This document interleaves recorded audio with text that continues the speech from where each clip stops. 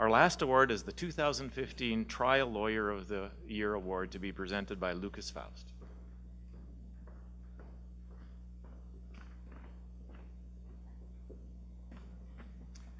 Thanks, John. It is truly my privilege to present this year's Trial Lawyer of the Year Award to someone who was an incredibly reluctant nominee for this award in the first place.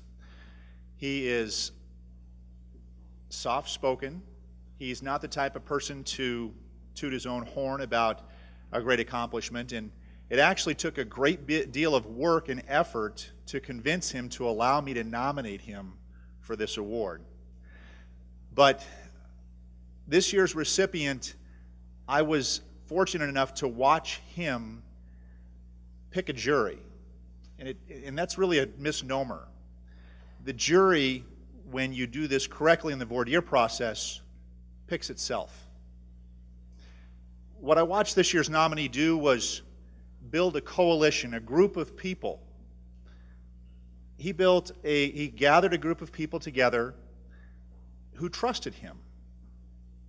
And that's something we forget. Those folks that come in for jury duty, they're spooked. It's the first time they've done this probably.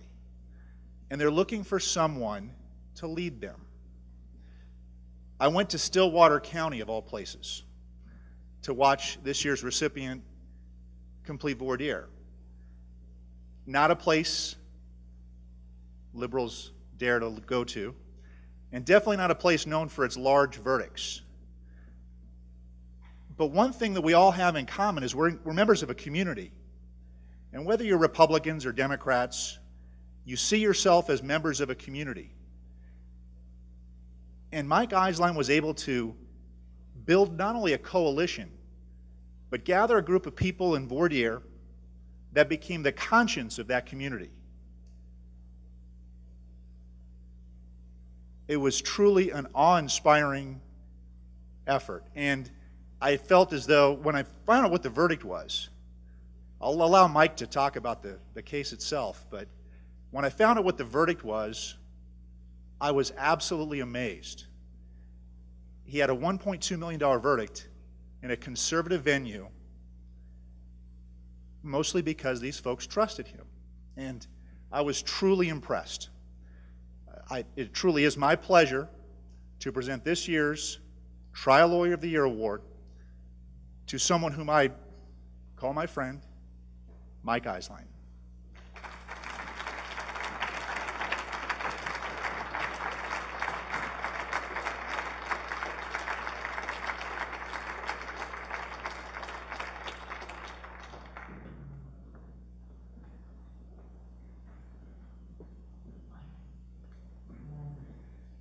This is unbelievable, and it's unbelievably humbling. And it couldn't have come at a better time in my career. I'm 61, and this is just a little bit more juice for the next 10, 15, 20 years. So I've been doing this 33 years, and well, Xander, what you did up here tonight was awesome. It was unbelievable. That was right on. This award, I can't take all the credit for this. The one thing that this case reminded me of, something I've known for a long, long time, but it reminded me again in a most profound way, and that is that we trial lawyers are absolutely nothing without good clients. We can't do even good work without great clients. And I've had the good fortune in my career to have worked with many, many great clients. And one of the lessons I've learned is that there's greatness in almost every human. And when you can find the greatness in your client, and you can find the greatness in every juror, and you can find and dig deep for some of your own best efforts, magical things will happen. Lucas, thank you for nominating me. Thank you, and thank you for, in the run-up to Lloyd versus Raymond Corcoran Trucking, thank you for allowing me to pick your brain about things that were needling me or bothering me about the case. And more than anything, thank you for driving down from Bozeman and sitting in and watching voir dire and watching the opening statement in that case. I can't tell you how much that kind of support means. And I think that we as an organization ought to do something somehow to get the word out each and every time one of us has a jury trial headed our way. What's the date? How long is it expected to last? Where's it going to be? When does it start? And if you can show up for 5 minutes in voir dire or 10 minutes during opening statement, or watch one witness direct or cross, do it, because there's just something about that support and the support of an organization like this that can really add to the magical things that can happen in a courtroom.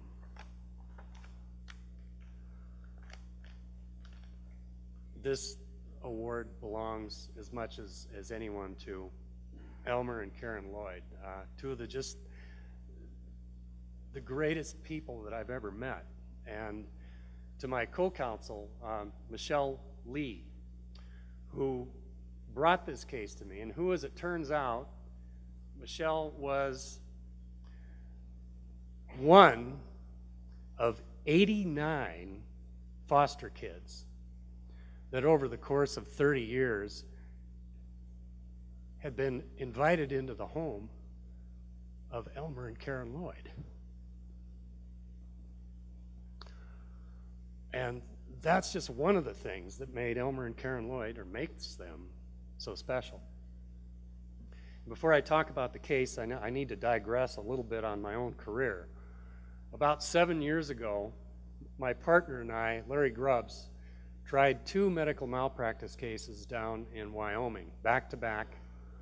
They were the first 2 cases of what we had hoped would be a multi-plaintiff, 15 plaintiffs, 1 lawsuit against 2 doctors from Cody, a urologist and a gynecologist, who basically put together a factory.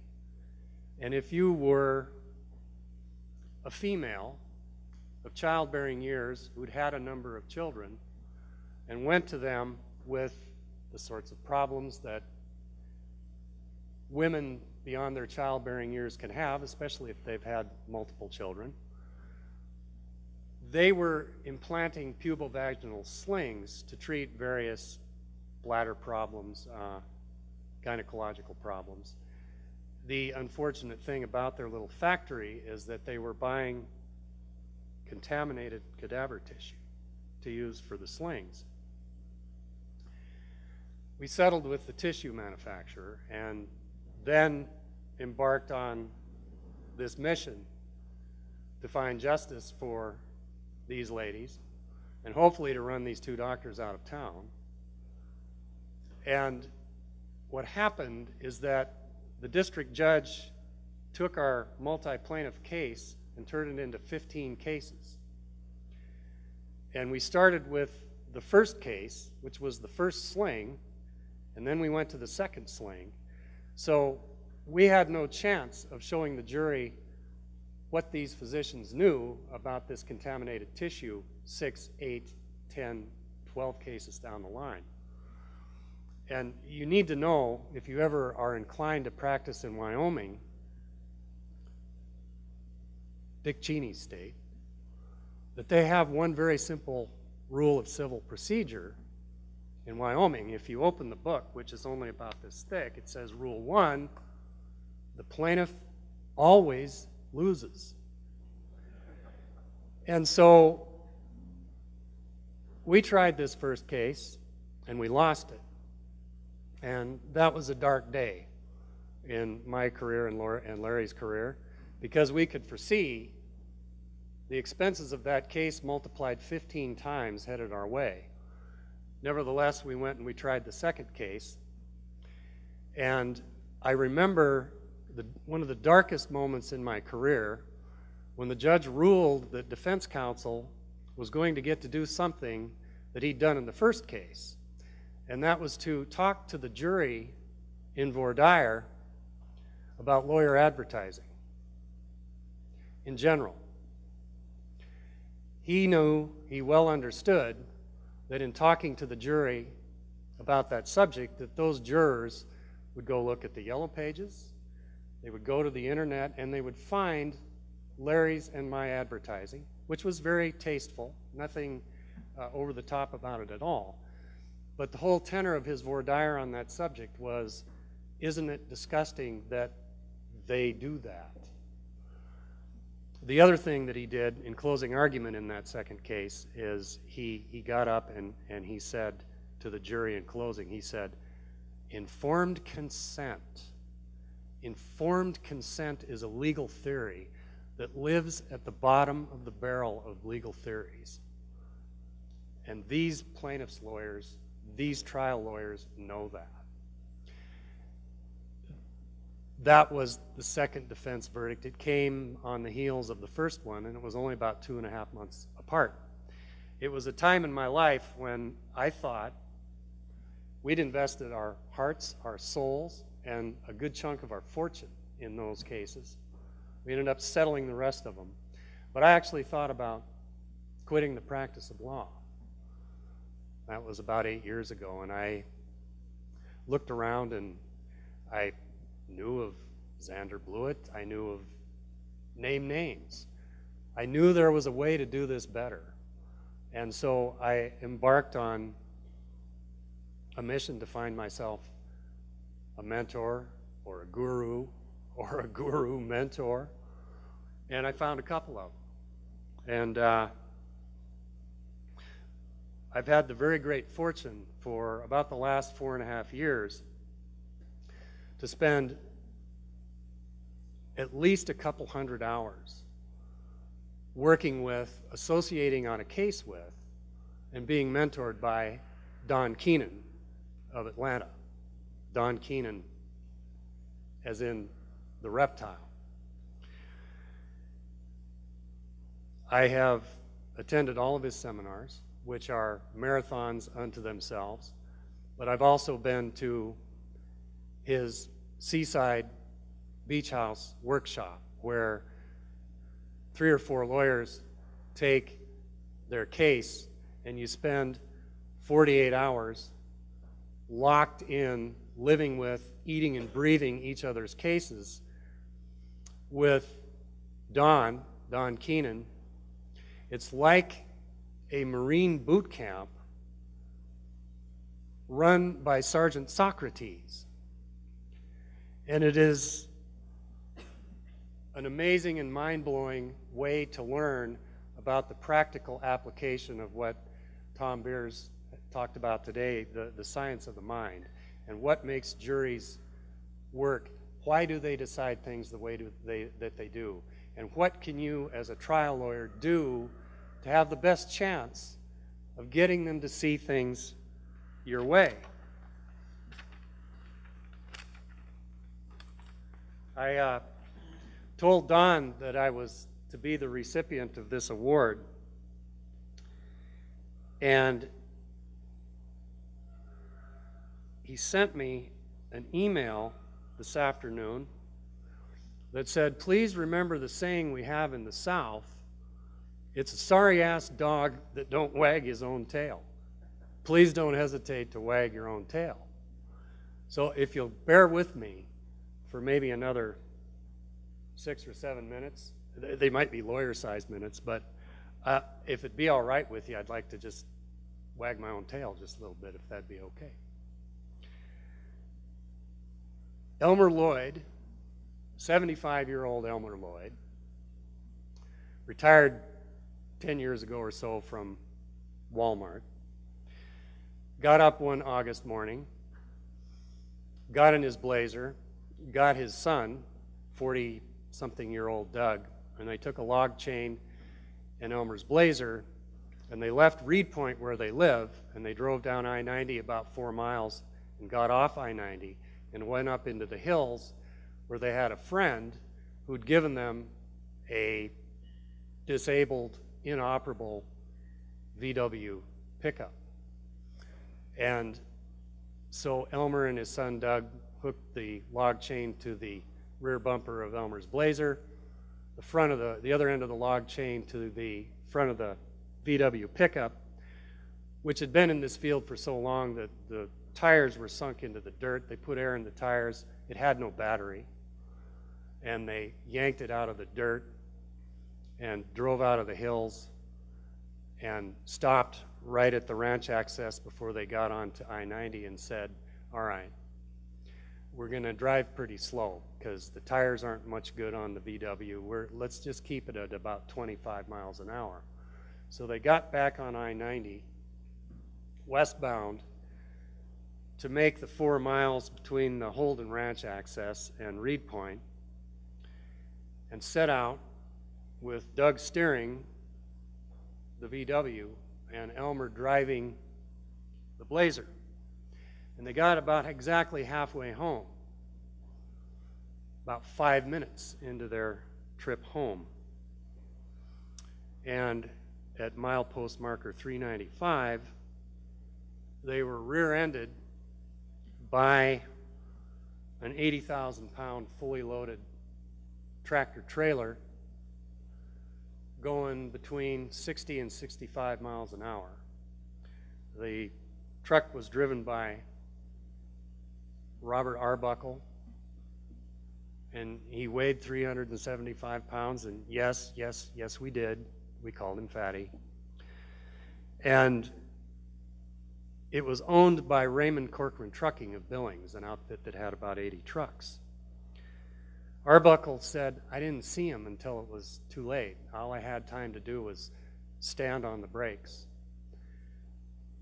It was mid-morning, it was August, it was straight road, no curves, not much traffic, sunny and dry, but he didn't see him. And admittedly, Elmer and Doug had no flashers, no battery in the VW. Elmer never did remember if he had the flashers on his Blazer or not. Arbuckle said he didn't. An eyewitness who witnessed the crash said that the Blazer and the VW hooked together by a length of chain looked like those Chinese, what do you call them, nunchucks, flying through the air after they got hit. The Volkswagen was almost folded in half. Elmer's Blazer was upside down in the westbound right-hand driving lane. And incredibly, Doug climbed out of the VW and walked away unscathed. Elmer was unconscious for about 2 minutes. He had broken facial bones, a really nasty looking facial wound, bleeding from a cut in his head. He cut the tip of his little finger off. He spent 5 days in the hospital, and then he spent a full day in the Head Injury Evaluation Center at St. Vincent Hospital in Billings, and was discharged on day 6 with the belief by the physicians that he would have no serious permanent brain injury at all. He had no serious orthopedic injuries. He had no real serious neurologic injuries. And all Elmer wanted, Elmer was covered by the VA because he was a veteran, and all he really wanted when Great West Casualty called him to talk to him about his claim, he said, all I want is the unpaid portion of my medical bills. He had about $38,000 in medical bills and just a few thousand unpaid by the VA. He just wanted a few $1,000s of his medical bills paid. And they said, well, Great Western Casualty did. They said, well, Elmer, we're not going to pay your unpaid med bills because this crash was your fault. So Michelle brought me the case, and Michelle and I worked the case up together. We filed suit. It was Elmer and Karen Lloyd versus Robert Arbuckle and Raymond Corcoran Trucking. And in discovery, we learned that Arbuckle had 14 moving violations in the 8.5 years prior to this crash, 3 prior rear-ender crashes, driving a semi on the interstate highways of this country. He had 2 suspended CDLs, including 1 suspension that was in effect at the time that Raymond Corcoran Trucking hired him. They found out, Raymond Corcoran did, about a month after they hired him, they found out that his license was suspended, which is the same time they found out about the 11 moving violations that he didn't tell them about when they hired him. So they kept him employed, and not only did they keep him employed, they kept him on the road. So we amended our complaint to state a negligent hiring claim and to ask for punitive damages from both Raymond Corcoran Trucking and Arbuckle. And I thought what you're probably thinking right now. I thought I had been dealt the greatest pat hand of poker in a court case in my entire life. And I will say to you what District Judge Jones said to me, which is not so fast. Because 4 months before trial, Judge Jones, on his own motion, trifurcated our case. 1 jury, 3 phases of trial. The second phase of trial was going to be the liability for negligent hiring and against Raymond Corcoran Trucking, and the punitive damage phase against both defendants. Then the third phase would, if we got that far, be the amount of punitive damages to be awarded. But phase 1, he took our case and turned it into a garden variety road wreck case. He made it into Elmer Lloyd versus Robert Arbuckle. And that case in phase 1 was going to be tried to a verdict, not to a finding of liability or fault on the part of Arbuckle, but to a verdict, including all of the damages except for the punitive damages. Raymond Corcoran Trucking wasn't on the verdict form. Evidence in phase 1, evidence of Arbuckle's driving record was excluded from the evidence. No evidence of his driving record, no evidence of his suspended license, no evidence of his 3 prior rear-enders, no evidence of Raymond Corcoran Trucking's knowledge of any of this. And on top of it all, keep in mind, 1 jury, 3 phases. He limited our voir dire on negligent hiring and punitive damages to very general questions. And we were required to submit those questions to the court and opposing counsel a week before trial in writing for His Honor's approval. And I thought, well, this is one of the best pat hands I've ever been dealt with for a writ of supervisory control. So we filed a writ of supervisory control. And I won't use a word that I would like to use. I will simply say that we were rebuked by the Montana Supreme Court. Liz Halverson reminded me, and you tell me if this has ever happened to you. On this petition for a writ of supervisory control, the district judge wrote his own brief. He submitted his own brief. I don't know that I've ever seen that before. Have you ever done that? Are you planning on it? It looked a little odd to me. But he prevailed. And after that point, the rulings against us seemed empowered somehow, almost as though they were on steroids. We started trial, and we waived all of the medical bills. We decided not to ask for any medical bills. We had no lost wages. We had no compensatory damages. We made a motion in limine, which was granted, one of the few that were granted in our favor, and I think he granted it because he thought we were insane. But the motion, the order said no one gets to talk about the medical bills. So that's what we wanted. So we started phase one just against Robert Arbuckle, just the garden variety crash case, with a pain and suffering claim, loss of enjoyment of life, and a consortium claim for Mrs. Lloyd, for Karen. No Raymond Corcoran on the verdict form.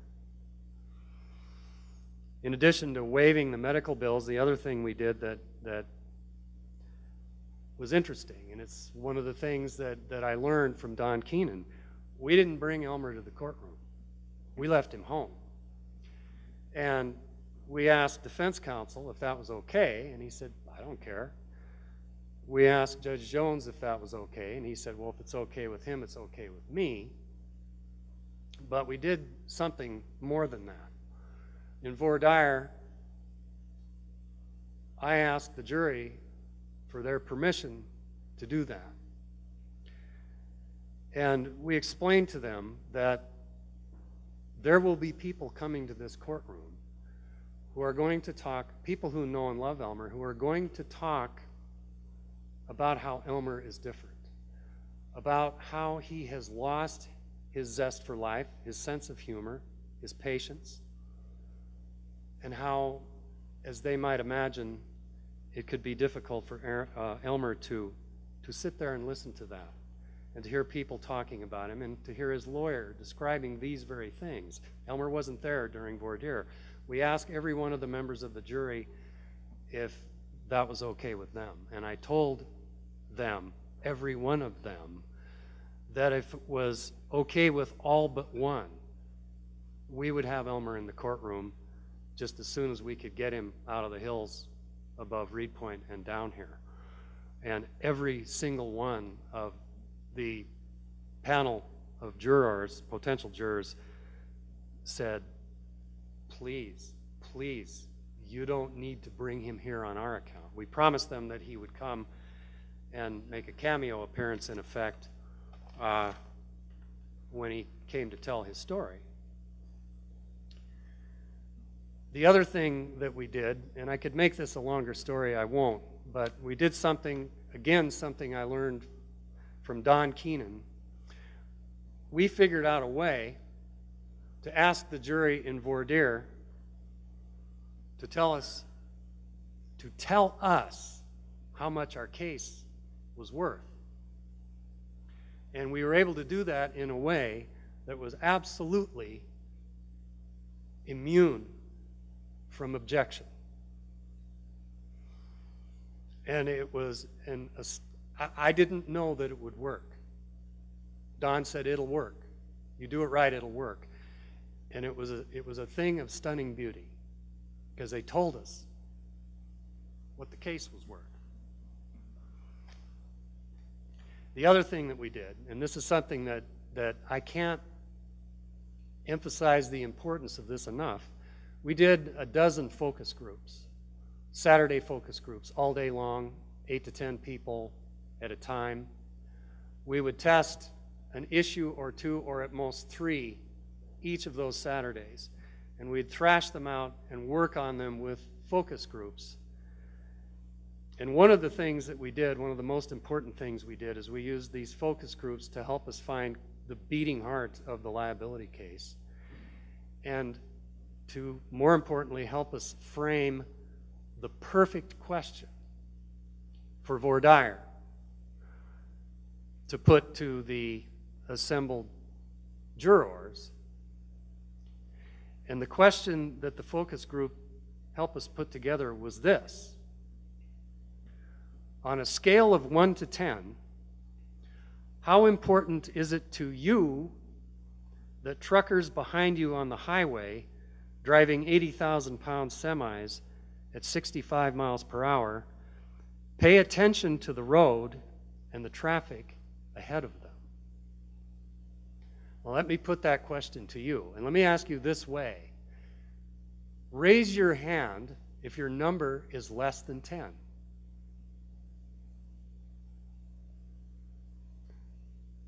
90-some focus groupers, and every single potential juror in that courtroom all said 10. But we didn't stop there. We said, okay, and we went through each juror and said, why didn't you pick a lower number? And you cannot imagine the kind of discussion that that engendered. It felt like at the end of that, and I didn't have to do anything. I just stood back and let them go. And at the end of that, it wouldn't have surprised me at all if somebody had stuck their hand up and said, can I change my 10 to an 11 or a 15? It just, you knew something had transpired at that moment and that was going to turn out well.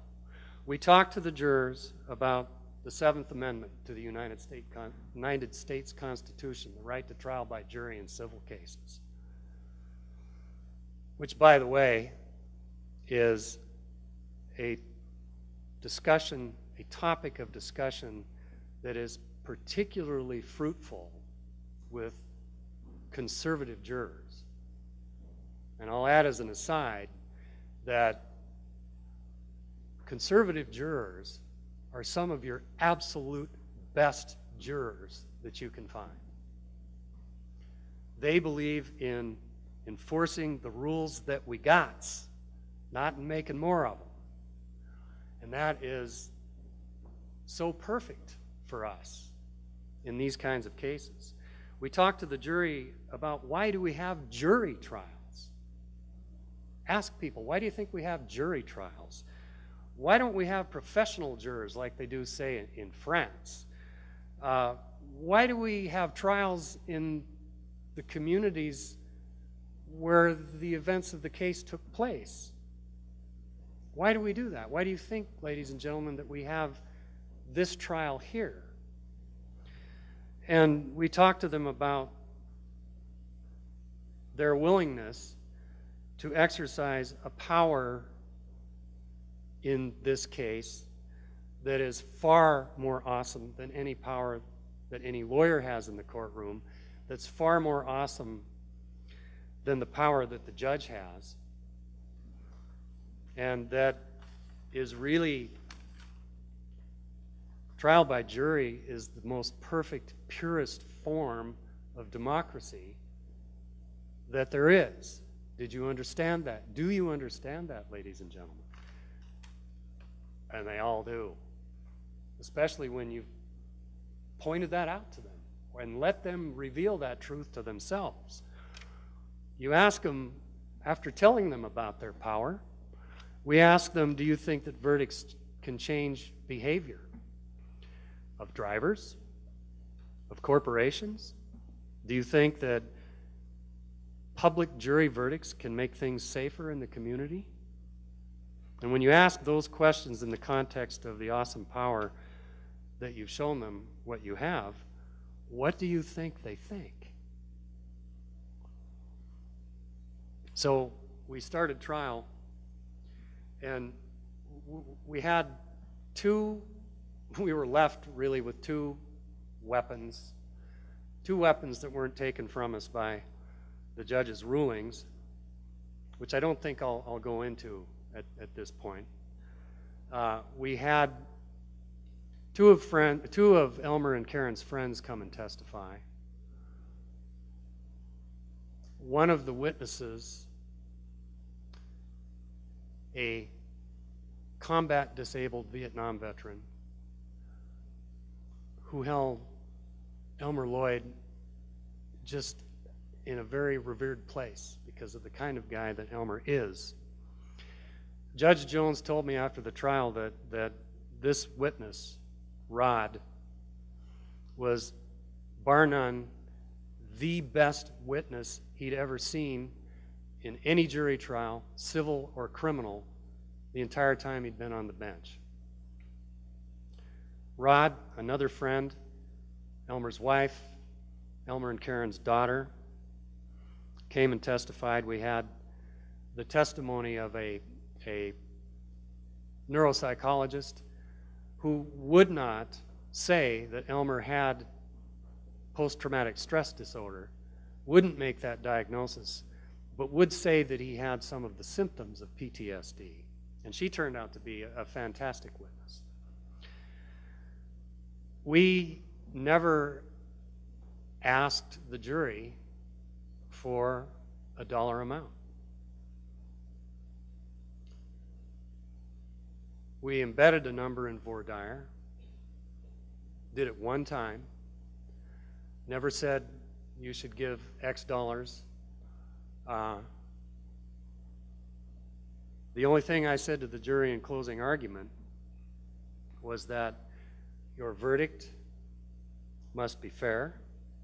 It must be fair to both parties, and it must be just. And in order for it to be both, it has to be huge.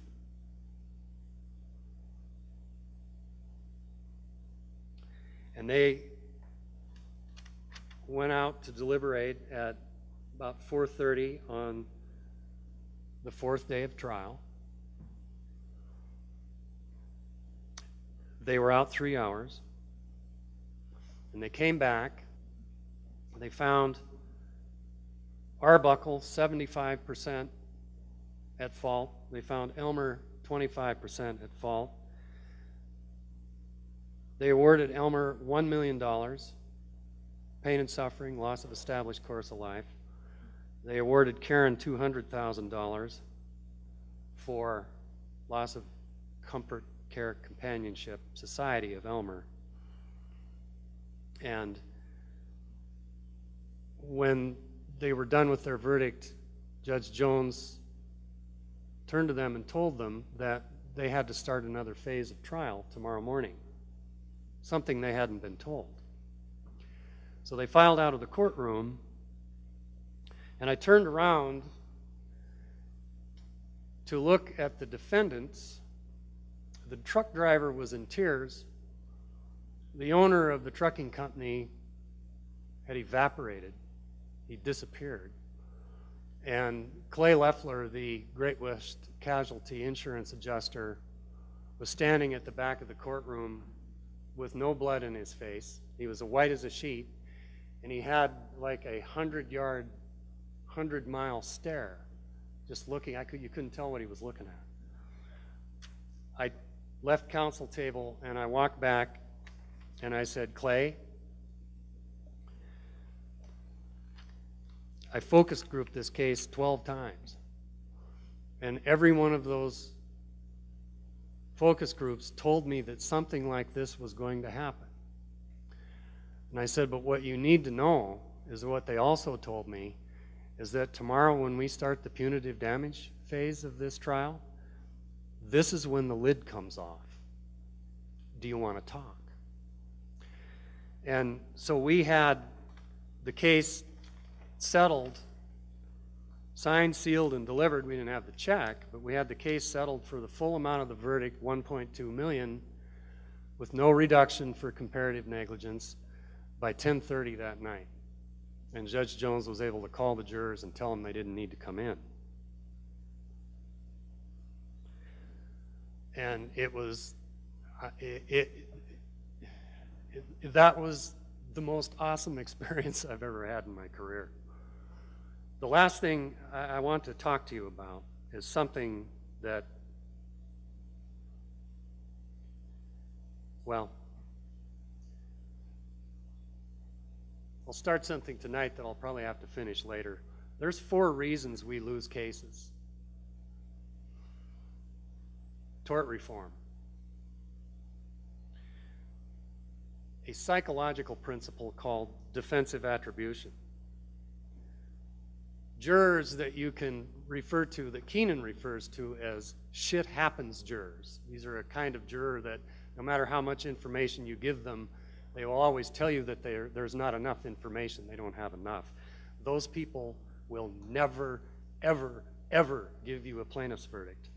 And then the last thing, and this is in no particular order, but one of the last and most important things is compassion fatigue. Since probably beginning with the assassination of John F. Kennedy, followed in rapid order by the Vietnam War and all that you could see on nightly television, the assassination of Bobby Kennedy and Martin Luther King, the Twin Towers, and the now instantly available, we now know if there is a shooting in progress in Memphis, Tennessee in a theater. We just don't have any more. We, all of us, not just lawyers, but everybody in this country, just have no more room in our souls for compassion. The days are long gone when you could stand up in front of a jury and say, here's the duty, they breached it, and they caused these damages, and don't you feel sorry for my plaintiff, give me a nice verdict. It's not ever going to happen again. And the other thing that we have to deal with, tort reform and all those things that go with it have so damaged our reputation in the eyes of real people. And it's only real people that end up on juries. Lawyers rarely do. But we have this enormous mountain to climb whenever we walk into a courtroom just because of who we are. And so one of the things that Keenan put me up to, about halfway through your voir dire, ask the jury and be genuine when you do and mean it when you ask it. Tell them that you have a thick skin. Invite them to talk to you about not what do they think of trial lawyers, what have you heard about trial lawyers?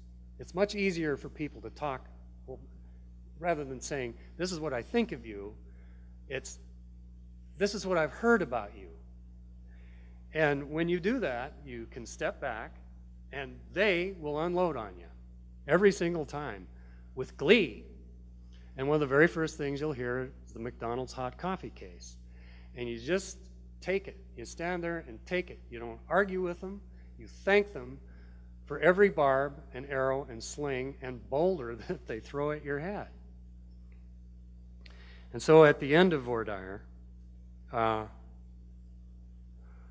I reminded them of the things that they had said about us, about me, and I asked them if they had heard the old saw that there is an exception to every rule. And of course, everyone said, of course I've heard that. And so I said, well, will you give me the chance to prove that I'm the exception to that rule? Will you give me the chance to earn your trust? And I ask every single one of them by name, Mrs. Jones, Mr. Smith, will you give me a chance to earn your trust? And they all said, yes, I will. And you all can do that. And when you do that, you must, during every second of every minute of every hour of every day of that trial, you must do exactly that.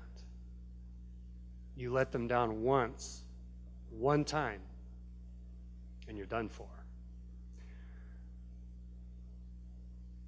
But we can all do that. And the reason we can all do that is because we know that what we're doing is the right thing, and we believe in what we do. And when you can succeed that way, you can take a no economic damage case that is about a moment that transformed a man's life and his wife's life, and to some extent the life of his friends, all because people were in a hurry to make a buck and didn't care about the safety of that community. And that community knew and understood by the end of that case that that stretch of I-90, it's not Uncle Sam's stretch of I-90. That stretch of I-90 running through Stillwater County, that's our stretch of I-90. And we say how truckers drive it, and we say how trucking companies conduct themselves when they put their people out on our stretch of highway. And when you can achieve those things, magic happens. And that's what happened in this case. And I'm lucky to be here, and I can't thank you all enough for giving me this awesome and humbling honor. Thank you.